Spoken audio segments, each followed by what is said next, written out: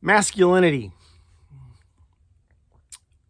Well over a decade now, people have been talking about masculinity. There's a war or an attack on masculinity. And that's true. I get that. When I first started making videos, there was, I think that MGTOW was kind of taking off or doing its thing. I never understood it. I tried, but I just didn't get it. But there's an issue there. I'm not denying that. But masculinity. And through the media and all this kind of stuff, this war against masculinity, and you can see it. It's a given. I'm not knocking that. But now you see there's been a reaction to it, a reaction to this information, where there's all these pro-masculine type things going on. You got your man coaches and you got your podcasters and all talking this stuff, and they're peddling these ideas about your six-pack abs and how many women you've slept with, and how to do this, that, and the other thing. And they're peddling an idea of masculinity, which I believe is false. And I kind of wonder, not that I'm necessarily so right, but I kind of wonder how are they getting this wrong? Because this was pretty easy for us older guys from an older time. It was more basic, more easier to put your finger on it. Not because we were smart, it was just a simpler time. I'll give you an example. Now, I'm only speaking for myself and the people that are in my environment. I was born in 1967. I'm 55 now. Graduated from high school in 1985. Reagan was president. Cold War. I knew about the world before 9/11. I knew the world before the internet.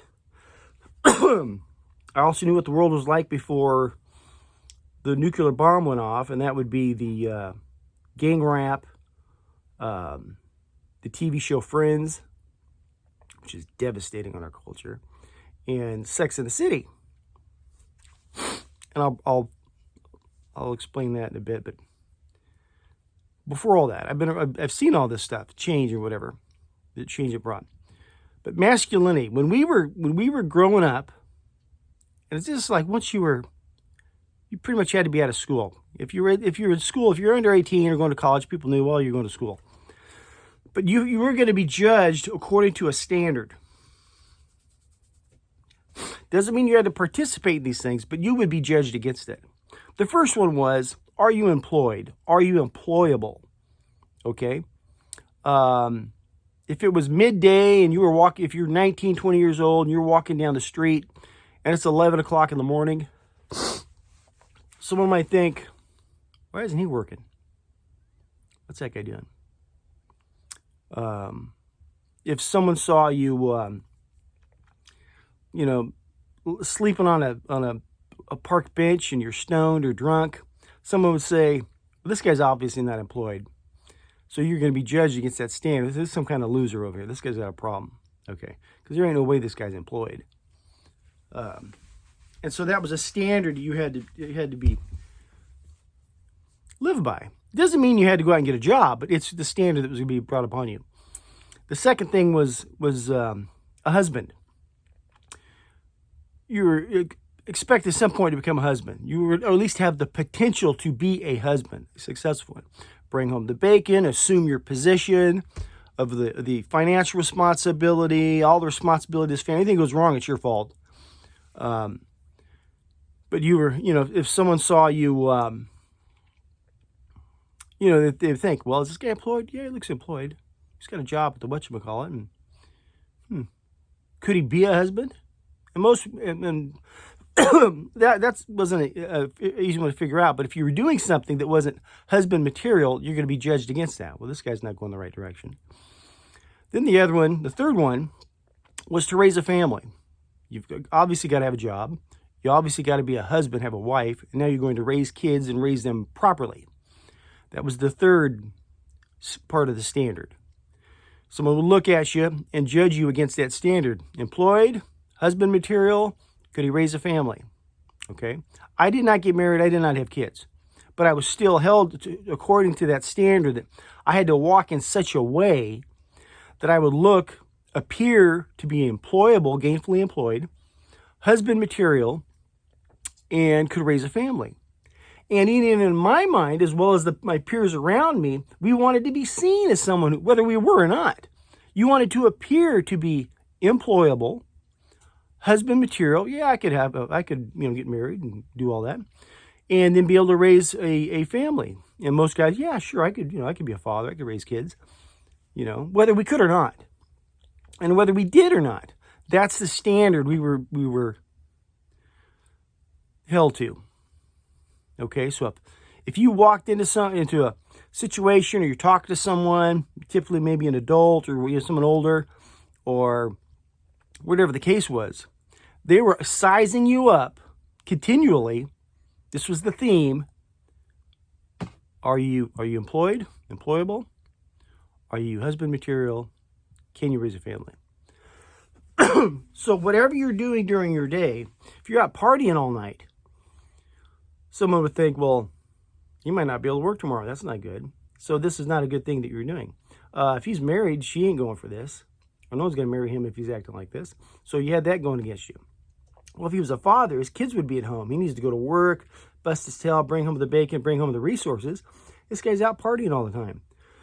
Wouldn't make a very good father. That's the standard you were held to. That, and then we walked according to that. Probably many of us unsuccessful, but we walked according to that standard. That's masculinity. Okay, for us, that's where we get our masculinity. Because the idea is we're trying to I don't want to get too much into we're trying to recreate what we were created. We're trying to create again another family unit, promoting the species, they say, or whatever the case is. Promoting your DNA or whatever. That's the standard we were held to. We walked according to that, or tried to. Most guys, for the most part, once you were considered an adult, like 18 and above, this was the standard you were going to be judged against. And that was masculinity. Kept you employed, kept you from not getting anything too far out. Because by the time, even instinctively or whatever, by the time a guy hits back then it might have been late 20s, maybe closer to 30s. Okay, I got to start into a family. This running around thing, it was fun, but now it's getting, it's too much work or whatever the case is. I'd rather have one person I can be with. And yeah, I like to have a family. I see these other guys get their family. They're happy. They seem well rooted, and it kind of played into that. But that was the standard, and that was where we got our masculinity from. It was a role you were trying to fit into, and it's very masculine. Employment, good husband, and a great father. That was the goal. Now today, I don't know what the standard is. I don't know what.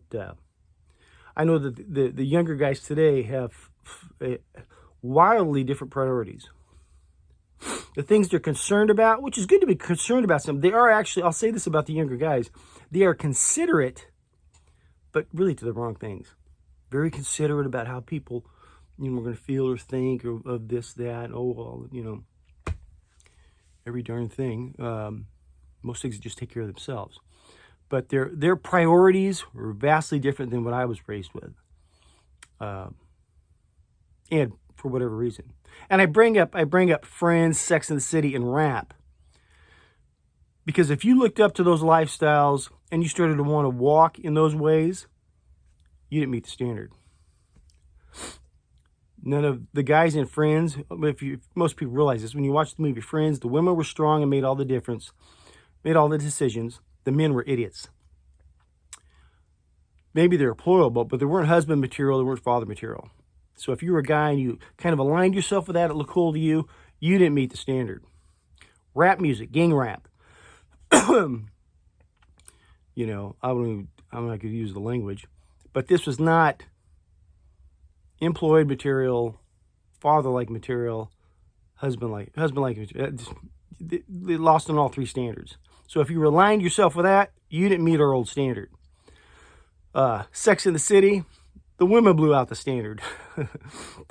And the tougher thing about it too is we had a better idea of masculinity that we were actually trying to live up to. The women today are a mess, just a terrible mess. They have been for a long time.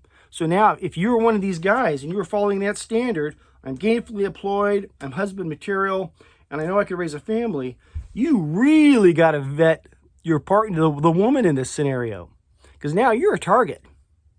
And they can't even, it's just instinctive. Hey, this guy's going places, and she's fooled around long enough. Now she wants to hook up with some guy who's going to be, successful.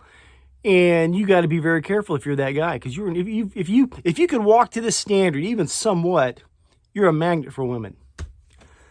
That's why we laugh.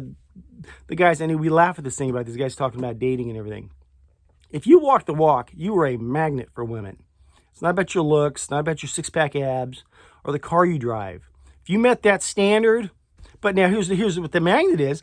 They want that husband, they want the family, and they think you're going to pay for it. So you really got to vet who you're considering to take that position of your wife and mother of your children. Extremely difficult today. I don't know how you're going to do it. These women are messed up. I'll leave it at that. For us, that was masculinity. The masculinity they're promoting today, I think, is false. I think these guys mean well, but it's not. All this physical stuff and all this attitude stuff, that ain't masculinity. You gotta take care of your crap. Love you. God bless.